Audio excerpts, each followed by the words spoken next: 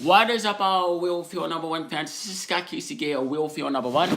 And today, I'm going to give you my recap and review of Feud Bette Joan Season 1, Episode 5, entitled, and the winner is the 1963 Oscar.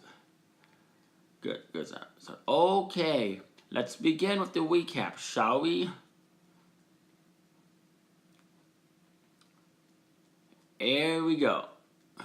Good cop, bad cop.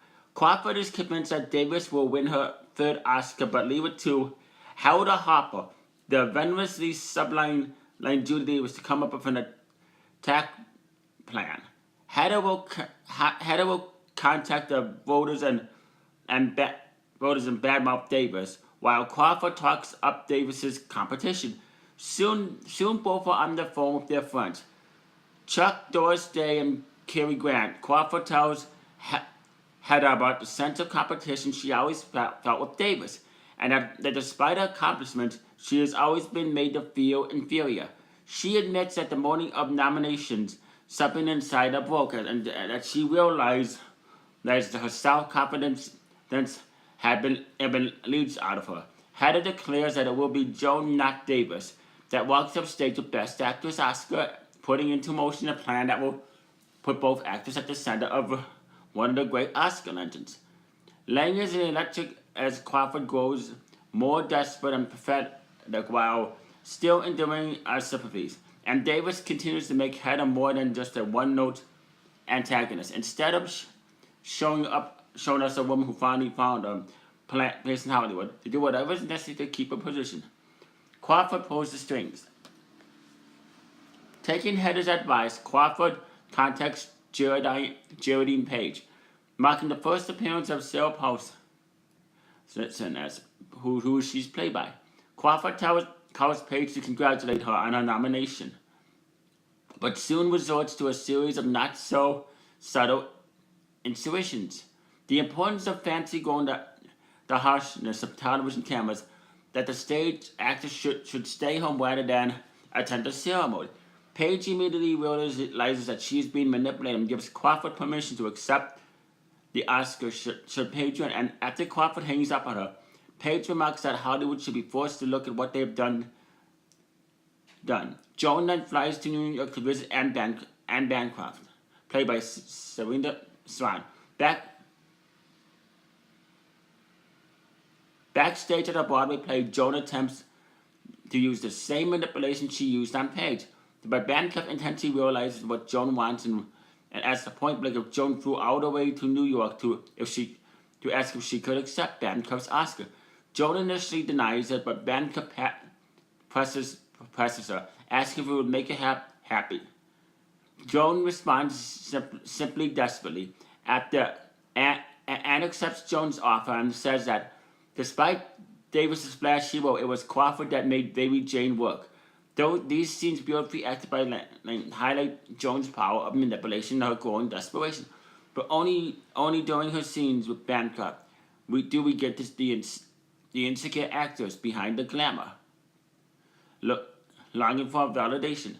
The stellar Paulson captures Page's lifting, speaking voice, as well as the congenial intensity that was a signature of her stage and film roles. Swan not only looks and sounds like Bancroft, but also perfectly recreates the Oscars. No, not you're bigger than this. It's Oscar Day, and Crawford is decked out head-to-toe, silver and diamonds.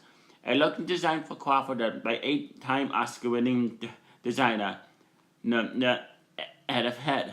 Her date for the evening is her friend, Oscar-winning George Cukor, played by John Rubinstein, who takes the opportunity to beg Joan not to try and make the evening about her.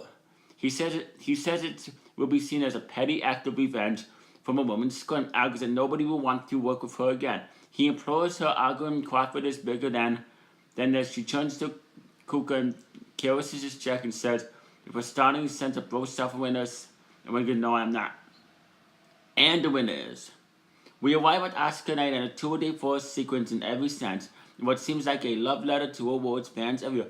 Murphy has recreated the Oscars down to the last detail. The newsreel footage, the camera during the ceremony, the music, and of course the statues. Crawford has taken control of the Oscars. First by Strong aiming her into to presenting, then by turning the green room into a private lounge. The move catches Davis off guard, leads to an icy stare-down between Davis and Crawford.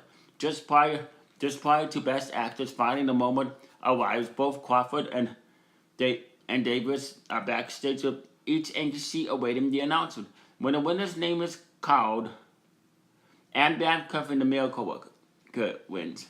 Davis's breath stops and, shock turning to anger, she watches from her rival waltz triumphantly to the stage to accept. Adding insult to injury, Crawford comes off stage and levels her eye triumphantly as Davis as to rub Davis's nose in a loss. The entire Oscar sinks to this high point of the series thus far, with Serena and Lang delivering powerhouse performances. The agony of defeat and victory. Davis is still reeling from her loss, believing that an Oscar win was the last chance to be back in the game. It was one of Serena's finest moments of the series, thus calming something rage with utter despair and yet always maintaining the controlled essence of Davis. Meanwhile, Crawford returns home still carrying Bancroft's Oscar. She sets it down next to her own Best Actress Oscar won in 1945 for Mildred Pierce. But instead of revealing in a victory over Davis, she sinks onto her bed with an expression that conveys a sense of emptiness and even loss, as Crawford knows that she is indeed past the point of no return. And I would give this episode 5 stars, 2 thumbs up, way up. It was a really good episode, and there's only 3 episodes left this season. So far, Susan Sarandon and Jessica Lange have been playing the roles of Bette Davis and Joan Crawford up to perfection. This show does have a lot of potential, and I wonder what's going to happen to the last 3 episodes. Ryan Murphy is doing a good job with this series. Anyway, you know who to subscribe to, and you stay classy, live long and prosper, and peace out.